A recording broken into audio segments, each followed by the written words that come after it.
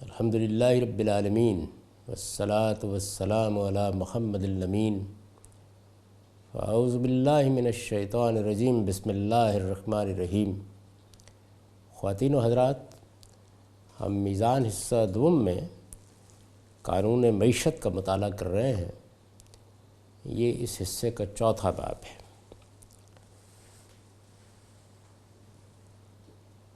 اس سے پہلے جو ایک نشست ہوئی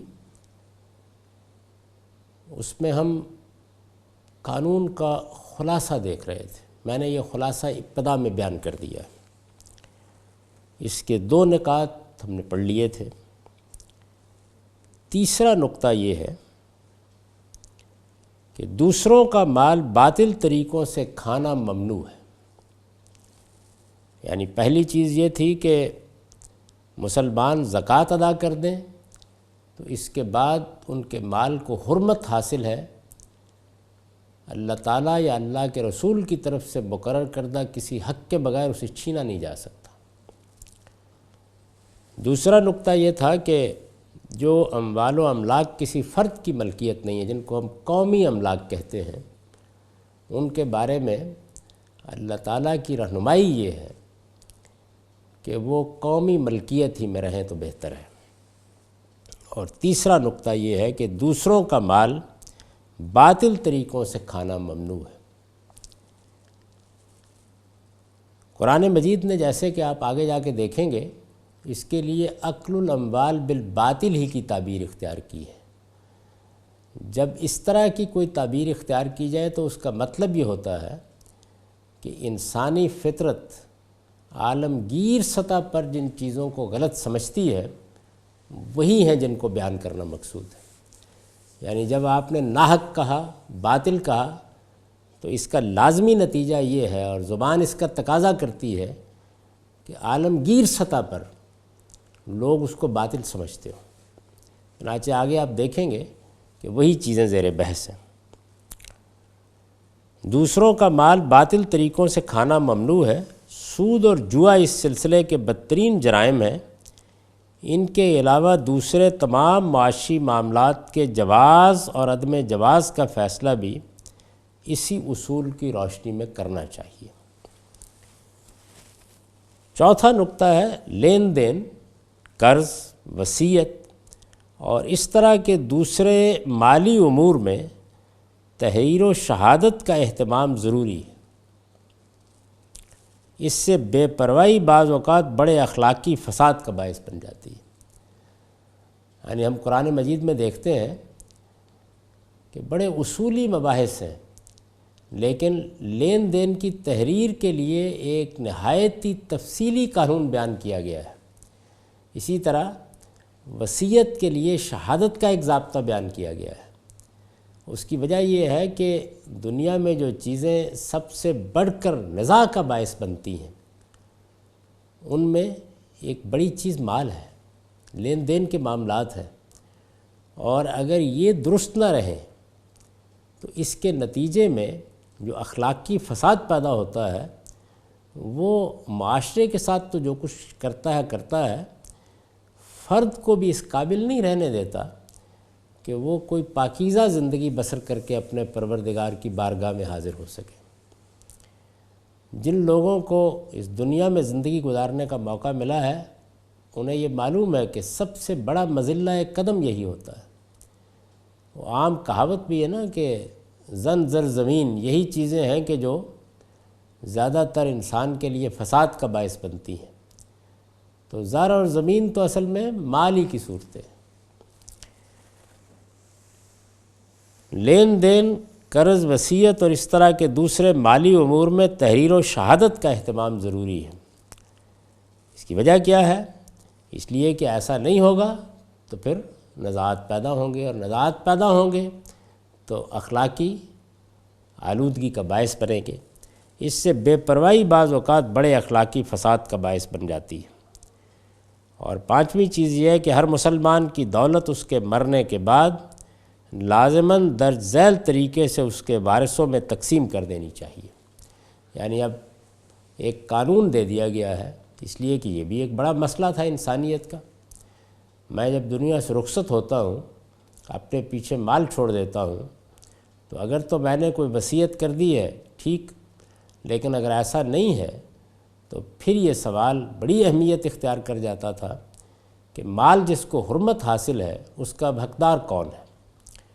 اس کا فیصلہ آسان نہیں ہے، یعنی انسان اگر چاہے بھی تو نہیں کر سکتا، اور جو فیصلہ عام طور پر انسانوں نے کیا کہ بڑے بیٹے کو سارا مال دے دیا جائے، بالبداہت واضح ہے کہ وہ مبنی بر عدل نہیں معلوم ہوتا۔ تو مبنی بر عدل قانون کیا ہوگا، یہ کیا انسان متعین کر سکتا ہے؟ یہ حقیقت ہے کہ اس کے لیے کسی وقت خلوت میں بیٹھ کے کوشش کر کے دیکھ لیجئے، اس کا کوئی امکان نہیں ہے۔ اور اگر انسان اس میں ادنا تفاوت بھی رکھے گا تو اپنے پیچھے بدمزگی چھوڑ جائے گا، یعنی ہر آدمی اس کے اس فیصلے سے یہ نتیجہ نکالے گا کہ میرے ساتھ اس کا تعلق کیا تھا اور فلاں کے ساتھ کیا تھا۔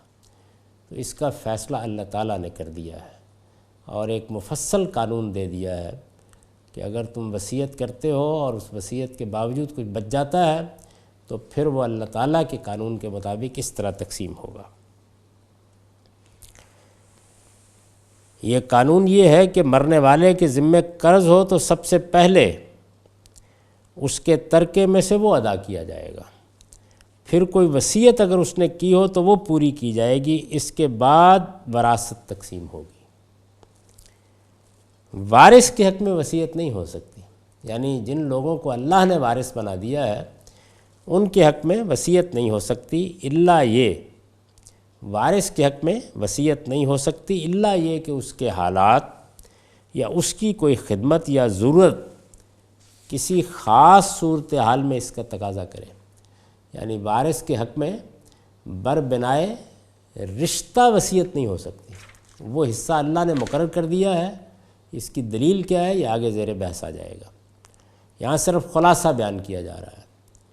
لیکن اگر وارث کی کوئی خدمت یا ضرورت یہ تقاضا کر رہی ہے تو پھر یہ رشتہ داری کی بنیاد پر وصیت نہیں ہے، بلکہ رشتہ دار کو اس کی کسی خدمت یا اس کی کسی ضرورت کے لیے دیا جا رہا ہے۔ اسی طرح کوئی ایسا شخص کسی مرنے والے کا وارث نہیں ہو سکتا جس نے اس کے ساتھ قرابت کی بنیاد ہی اپنے کسی قول و فعل سے باقی نہ رہنے دی ہو۔ والدین اور بیوی یا شوہر کا حصہ دینے کے بعد ترکے کی وارث میت کی اولاد ہے۔ مرنے والے نے کوئی لڑکا نہ چھوڑا ہو اور اس کی اولاد میں 2 یا 2 سے زائد لڑکیاں ہی ہوں تو انہیں بچے ہوئے ترکے کا 2/3 دیا جائے گا، یعنی والدین اور بیوی یا شوہر کا حصہ پہلے نکال لیا جائے گا، اس کے بعد جو کچھ ہے وہ اصل میں اولاد کا ہے۔ اب ظاہر ہے کہ اولاد کی مختلف صورتیں ہو سکتی ہیں، تو اس میں قانون یہ ہے کہ مرنے والے نے کوئی لڑکا نہ چھوڑا ہو اور اس کی اولاد میں 2 یا 2 سے زائد لڑکیاں ہی ہوں تو انہیں بچے ہوئے ترکے کا 2/3 دیا جائے گا۔ ایک ہی لڑکی ہو تو وہ اس کے نصف کی حقدار ہوگی۔ میت کی اولاد میں صرف لڑکے ہی ہوں تو یہ سارا مال ان میں تقسیم کر دیا جائے گا۔ اولاد میں لڑکے لڑکیاں دونوں ہوں تو ایک لڑکے کا حصہ 2 لڑکیوں کے برابر ہوگا، اور اس صورت میں بھی سارا مال انہی میں تقسیم کیا جائے گا۔ یہ قانون اپنے اندر کیا حکمت رکھتا ہے، اس میں کیا استدلال کار فرما ہے، اس پر ہم آگے بحث کریں گے۔ اولاد کی غیر موجودگی میں میت کے بھائی بہن اولاد کے قائم مقام ہیں، یعنی والدین اور بیوی یا شوہر کا حصہ دینے کے بعد باقی سب اولاد کا ہے، اور اگر اولاد نہیں ہے تو جو حیثیت اولاد کی تھی وہی بھائی بہنوں کی ہو جائے گی۔ اولاد کی غیر موجودگی میں میت کے بھائی بہن اولاد کے قائم مقام ہیں، والدین اور بیوی یا شوہر موجود ہوں تو ان کا حصہ دینے کے بعد میت کے وارث یہی ہوں گے۔ ذکور و اناث کے لیے ان کے حصے اور ان میں تقسیم وراثت کا طریقہ وہی ہے جو اولاد کے لیے بیان ہوا ہے۔ یہ بات قرآن مجید کی آیات کا جب ہم مطالعہ کریں گے تو بالکل واضح ہو جائے گی کہ اصل وارث اولاد ہے، اولاد نہ ہو تو بہن بھائی ہیں، والدین کبھی ہوتے ہیں کبھی نہیں ہوتے، بیوی یا شوہر بھی ہو سکتے ہیں، ان کا حصہ دینے کے بعد پھر یہ سارا مال اصل وارثوں کو دے دیا جائے گا۔ میت کے اولاد ہو یا اولاد نہ ہو اور بھائی بہن ہو تو والدین میں سے ہر ایک کو ترکے کا چھٹا حصہ دیا جائے گا۔ بھائی بہن بھی نہ ہو اور تنہا والدین ہی میت کے وارث ہوں تو ترکے کا 1/3 ماں اور 2/3 باپ کا حق ہے۔ مرنے والا مرد ہو اور اس کی اولاد ہو تو اس کی بیوی کو ترکے کا 8واں حصہ ملے گا۔ اس کی اولاد نہ ہو تو وہ 1/4 ترکے کی حقدار ہوگی۔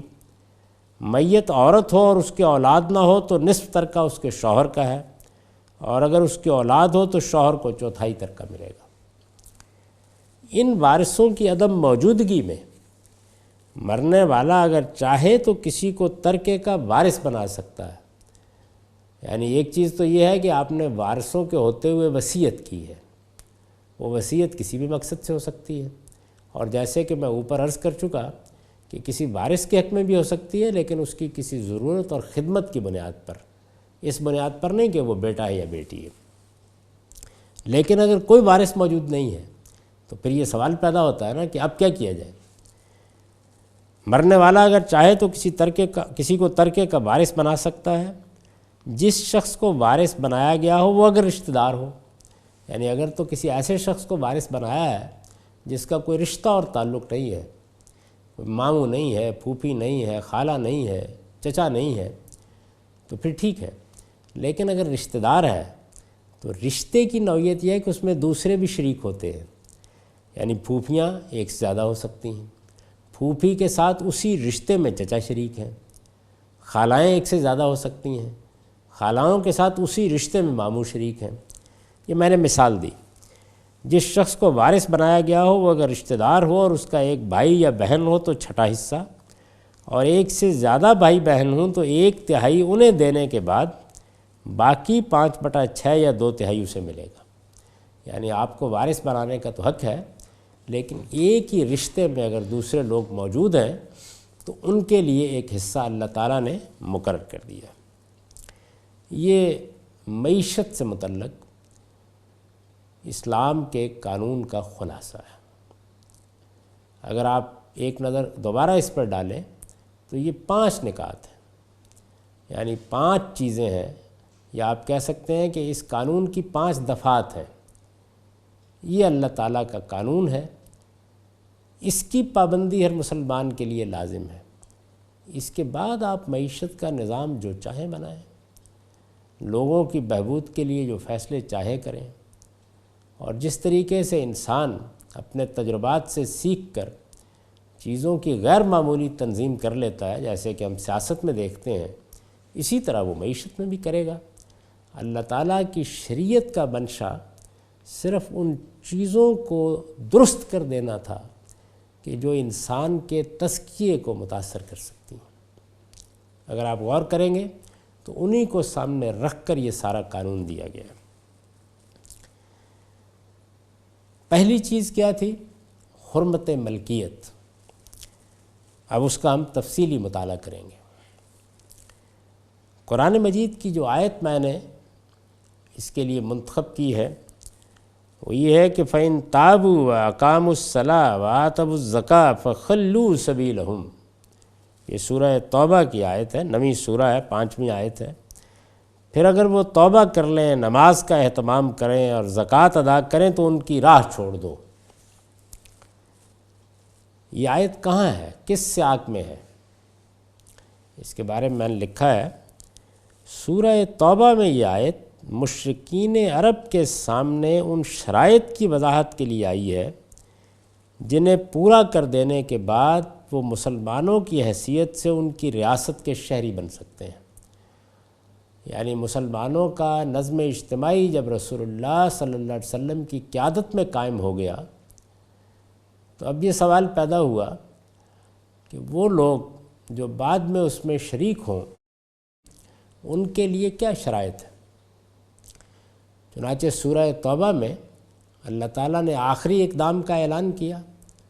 رسول اللہ صلی اللہ علیہ وسلم اللہ کے رسول کی حیثیت سے آئے تھے، اور رسول کی حیثیت سے یہ ضروری تھا کہ سنت الہی کے مطابق وہ دینونت برپا ہو کہ جس میں آپ کے ماننے والوں کو اللہ تعالیٰ سرفرازی عطا فرمائے اور آپ کے منکرین پر اس کا عذاب آئے۔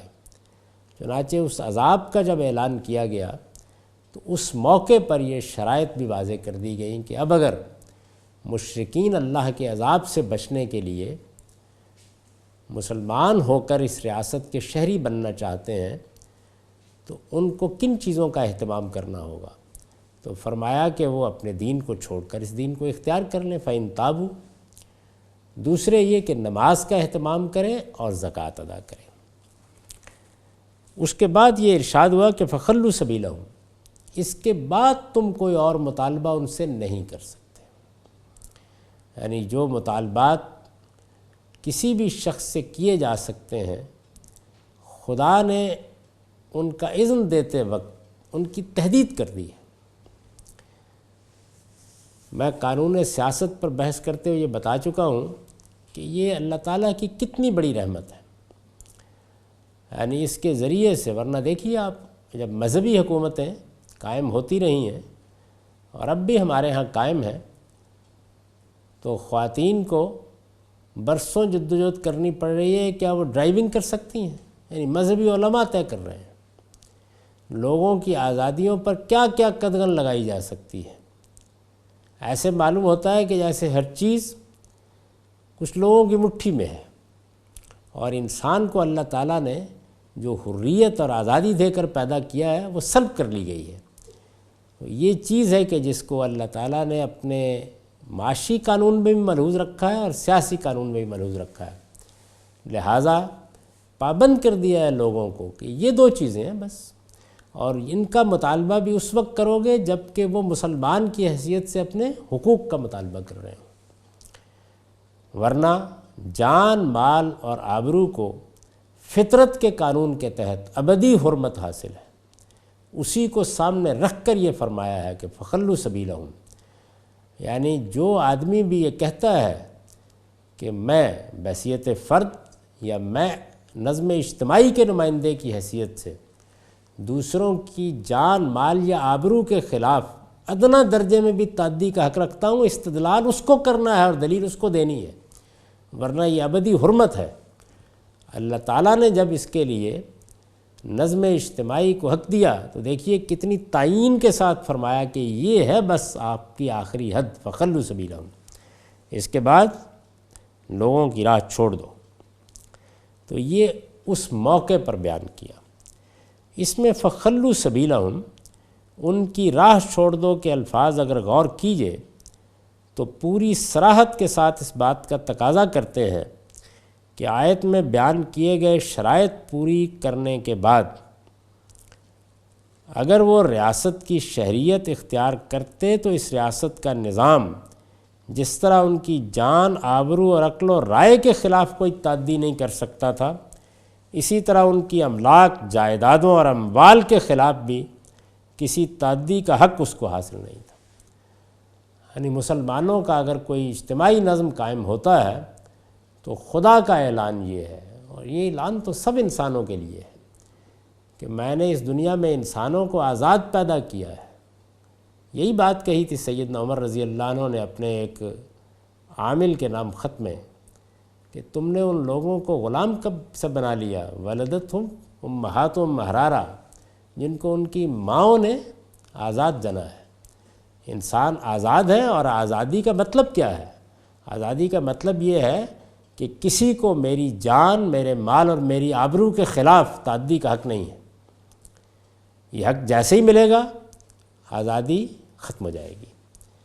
تو اللہ تعالیٰ نے انسان کو یہ حیثیت دی ہے، اور یہی وجہ ہے کہ وہ دین جس کی بنیاد پر اس کی عاقبت کا فیصلہ ہونا ہے، اس کے بارے میں بھی آزادی کو اس مقام تک پہنچا دیا ہے کہ ایک طرف یہ کہا کہ قد تبین الرشد من الغی، اور فرمایا کہ لا اکراہ فی الدین، اور دوسری جانب اعلان کیا کہ من شاء فلیؤمن ومن شاء فلیکفر، جس کا جی چاہے وہ ایمان قبول کرے اور جس کا جی چاہے وہ کفر اختیار کر لے۔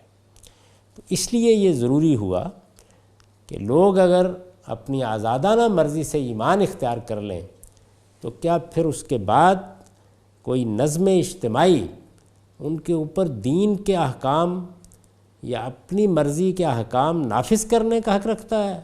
فرمایا نہیں، اس کا کوئی سوال نہیں ہے، بس زکوٰۃ لے سکتے ہو، اور اگر وہ مسلمان کی حیثیت سے حقوق کا مطالبہ کریں تو تم بھی ان سے نماز کا مطالبہ کر سکتے ہو۔ یعنی دین کے ایجابی احکام میں سے بس یہ دو چیزیں۔ تو ظاہر ہے کہ اس میں یہ بات واضح کر دی گئی کہ ریاست کا نظام جس طرح ان کی جان، آبرو اور عقل و رائے کے خلاف کوئی تعدی نہیں کر سکتا تھا، اسی طرح ان کی املاک، جائیدادوں اور اموال کے خلاف بھی کسی تعدی کا حق اس کو حاصل نہیں تھا۔ یعنی جیسے جان کے خلاف نہیں، جس طرح عقل و رائے کے خلاف نہیں، جس طرح آبرو کے خلاف نہیں، اسی طرح مال کے خلاف بھی نہیں۔ وہ اگر اسلام کو مانتے، نماز پر قائم ہو جاتے اور زکوٰۃ دینے کے لیے تیار ہوتے تو عالم کے پروردگار کا حکم یہی تھا کہ اس کے بعد ان کی راہ چھوڑ دی جائے۔ اللہ تعالیٰ کے اس فرمان واجب الاذان کی روح سے ایک مٹھی بھر گندم، ایک بالشت زمین، ایک پیسہ، ایک حبہ بھی ریاست اگر چاہتی تو ان کے اموال میں سے زکوٰۃ لے لینے کے بعد بالجبر ان سے نہیں لے سکتی تھی۔ نبی صلی اللہ علیہ وسلم نے اس کی وضاحت میں فرمایا ہے، امرت ان اقاتل الناس حتی یشہدوا ان لا الہ الا اللہ وان محمد الرسول اللہ ویقیموا الصلاۃ ویؤتوا الزکاۃ فاذا فعلوا عصموا منی دماءہم واموالہم الا بحق الاسلام وحسابہم علی اللہ۔ مجھے حکم دیا گیا ہے کہ میں لوگوں سے جنگ کروں یہاں تک کہ وہ لا الہ الا اللہ محمد الرسول اللہ کی شہادت دیں، نماز قائم کریں اور زکوٰۃ ادا کریں۔ جنگ کروں کے جو الفاظ ہیں ان پر نوٹ ہے نیچے کہ ان روایات میں جنگ کے ذکر سے کسی کو غلط فہمی نہ ہو۔ یہ محض اس لیے ہوا ہے کہ اس وقت معاملہ مشرکین عرب سے تھا، جن کے بارے میں قرآن نے وضاحت کر دی ہے کہ رسول اللہ صلی اللہ علیہ وسلم کی طرف سے اتمام حجت کے بعد اسلام یا تلوار میں سے کسی ایک کا انتخاب انہیں بہرحال کرنا تھا۔ یعنی چونکہ ان کے لیے یہ خصوصی قانون تھا، اس لیے جنگ کا ذکر ہوا ہے۔ شرائط وہ ہیں کہ یہاں تک کہ وہ لا الہ الا اللہ محمد الرسول اللہ کی شہادت دیں، نماز قائم کریں اور زکوٰۃ ادا کریں۔ وہ یہ شرائط تسلیم کر لیں تو ان کی جانیں اور ان کے مال مجھ سے محفوظ ہو جائیں گے، الا یہ کہ وہ ان سے متعلق کسی حق کے تحت اس سے محروم کر دیا جائے۔ اب دیکھیے حق کے تحت یہ کب ہوتا ہے؟ جب کوئی شخص کسی جرم کا ارتکاب کرتا ہے۔ چنانچہ میں نے نیچے لکھا ہے، یعنی مثال کے طور پر وہ کسی کو قتل کر دیں اور اس کی پاداش میں انہیں بھی قتل کیا جائے یا ان سے دیت وصول کی جائے۔ رہا ان کا حساب تو وہ اللہ کے ذمے ہے، وحسابہم علی اللہ۔ یہی حکم مسلمانوں کی ہر ریاست کے لیے بھی ہے۔ یعنی ظاہر ہے کہ آیت جس سیاق میں آئی ہے اس میں تو وہ مشرکین عرب کے بارے میں جب ان پر خدا کے اس قانون کا اطلاق کیا گیا جس کے تحت انہیں دنیا میں سزا دی گئی تو شرائط بیان کرتی ہے۔ ظاہر ہے کہ اب اس سے آپ تعلق قائم کریں گے آج کے دور کا، اس کے لیے دلیل چاہیے۔ یہی حکم مسلمانوں کی ہر ریاست کے لیے بھی ہے۔ دلیل کیا ہے؟ اس لیے کہ جب خدا نے اپنے پیغمبر کو خود اپنی حکومت میں اس کی اجازت نہیں دی کہ وہ اس سے آگے کوئی مطالبہ لوگوں سے کرے تو دوسروں کو یہ حق کس طرح حاصل ہو سکتا ہے؟ یعنی اللہ تعالیٰ نے جب اپنی حکومت قائم کی، جس کو حکومت الہیہ کہتے ہیں، جب اللہ کا پیغمبر دنیا میں موجود ہوتا ہے تو خدا کی حکومت زمین پر قائم ہوتی ہے، اسی کو حکومت الہیہ کہا جاتا ہے۔ جب حکومت الہیہ میں بھی یعنی خدا براہ راست حکومت کر رہا ہے، اس میں بھی اس نے یہ حق نہیں دیا کہ قانون بنا کر لوگوں سے کہا جائے کہ تم ڈرائیونگ کے لیے باہر نہیں نکل سکتے۔ یعنی کوئی اس نوعیت کا قاعدہ اور ضابطہ جب خدا اپنی حکومت میں نافذ نہیں کر رہا تو بندوں کو یہ حق کیسے حاصل ہو سکتا ہے؟ چنانچہ اس آیت کی روح سے حکومت زکوٰۃ کے علاوہ جس کی شرع اللہ تعالیٰ نے اپنے پیغمبروں کی وساطت سے مختلف اموال میں مقرر کر دی ہے، اپنے مسلمان شہریوں پر ان کی رضامندی کے بغیر کسی نوعیت کا کوئی ٹیکس بھی عائد نہیں کر سکتی، رضامندی کے بغیر۔ یعنی اب رضامندی کے حصول کے لیے دور جدید میں ہم نے یہ طریقہ اختیار کر لیا ہے کہ پارلیمنٹ وجود میں آ جاتی ہے، تو اگر انتخاب کے موقع پر لوگوں کی رضامندی حاصل کر لی گئی ہے کہ زکوٰۃ سے معاملات پورے نہ ہوں تو ان پر فلاں فلاں مقدار سے کوئی ٹیکس بھی عائد کیا جا سکتا ہے، اس کو متعین طور پر سامنے آنا چاہیے، تو پھر آپ کہہ سکتے ہیں کہ رضامندی حاصل ہو گئی۔ لیکن رضامندی کے بغیر زکوٰۃ عائد ہو جائے گی اللہ کے حکم پر، کوئی اور مطالبہ نہیں کیا جا سکتا۔ نبی صلی اللہ علیہ وسلم نے حجۃ الوداع کے موقع پر لوگوں کو متنبہ کیا ہے کہ مسلمان کی جان اور آبرو کی طرح اس کے مال کی حرمت بھی ابدی ہے، اذن خداوندی کے بغیر کوئی شخص اس کو پامال نہیں کر سکتا۔ جب چیزیں معمول بن جاتی ہیں تو بعض اوقات لوگ یہ محسوس نہیں کرتے کہ وہاں کیا ہو رہا ہے۔ ریاست جب ٹیکس لینے کے لیے آتی ہے اور بالجبر اس کا مطالبہ کرتی ہے تو اس کے لیے دلیل چاہیے، یعنی یہ حق کس نے دیا ہے؟ مال میرا ہے، میں نے کمایا ہے۔ نظم اجتماعی کو یہ حق کس نے دیا ہے؟ یہ سوال ہے جس کا جواب دیا ہے اللہ تعالیٰ نے کہ یہ حق میں نے دیا ہے اور پھر اس کی مقدار بھی میں نے متعین کر دی ہے، اس سے زائد نہیں لے سکتے۔ اللہ کا قانون یہی ہے۔ اور یہ بات کیوں ضروری تھی کہ اللہ ہی بیان کرے؟ اس لیے کہ جان اور مال اور آبرو کو ابدی حرمت حاصل ہے۔ اللہ تعالیٰ نے انسان کو جو علم دے کر بھیجا ہے یہ حرمت اس میں قائم ہے۔ چنانچہ دور حاضر میں یہ جو بنیادی حقوق کی فہرست مرتب کی گئی ہے وہ اسی فطری اور اصطلاحی علم کا بیان ہے، اسی علم کی بنیاد پر یہ حرمت قائم ہے، اور اس حرمت کو کوئی شخص بھی پامال نہیں کر سکتا۔ ہاں، جس نے حرمت قائم کی ہے الا یہ کہ وہ اجازت دے، اور وہ اجازت صرف زکوٰۃ کی حد پر ہے، اس کے بعد رضامندی۔ تو آپ یہ دیکھیے کہ حجۃ الوداع کے موقع پر حضور نے کیا ارشاد فرمایا۔ یہ وہی فطری حکم ہے، وہی چیز ہے جس کو انسان کے اندر ودیت کر کے بھیجا گیا ہے، وہی چیز ہے جس کے اوپر انسان نے جتنے بنیادی حقوق متعین کیے ہیں ان سب کی بنیاد ہے۔ وہی چیز رسالت مآب صلی اللہ علیہ وسلم نے اپنے آخری خطبے میں واضح کی ہے۔ ان دماءکم و اموالکم حرام علیکم کحرمت یومکم ھذا فی شہرکم ھذا فی بلدکم ھذا، یہ مسلم کی روایت ہے۔ بے شک تمہارے خون اور تمہارے مال تم پر اسی طرح حرام ہیں جس طرح تمہارا یہ دن یوم النحر تمہارے اس مہینے ذوالحجہ اور تمہارے اس شہر ام القریٰ مکہ میں، یعنی جیسی ان مقدس دنوں کی حرمت ہے، اس مقدس مہینے کی حرمت ہے، ایسی حرمت تمہاری جان، مال اور آبرو کو حاصل ہے۔ تو یہ جس طرح کہ میں نے عرض کیا اس ابدی حرمت کا بیان ہے جس کا علم اللہ تعالیٰ نے انسان کی فطرت میں ودیت کیا ہے۔ اس حرمت کو اسلامی قانون نے بھی قائم کر دیا ہے، اور پھر اس سوال کا جواب دیا ہے کہ نظم اجتماعی اپنا حق کیسے وصول کرے، اس کے لیے زکوٰۃ کا ایک پورا قانون متعین کر دیا ہے۔ یہ زکوٰۃ کیا ہے، اس کی شرحیں کیا ہیں؟ ہمارے ہاں چونکہ یہ محض معیشت سے متعلق نہیں ہے بلکہ اس کو عبادت قرار دے دیا گیا ہے، تو اس وجہ سے اس پر ہم تفصیل سے قانون عبادات میں بحث کر چکے ہیں۔ اقول قولی ھذا واستغفر اللہ لی ولکم ولسائر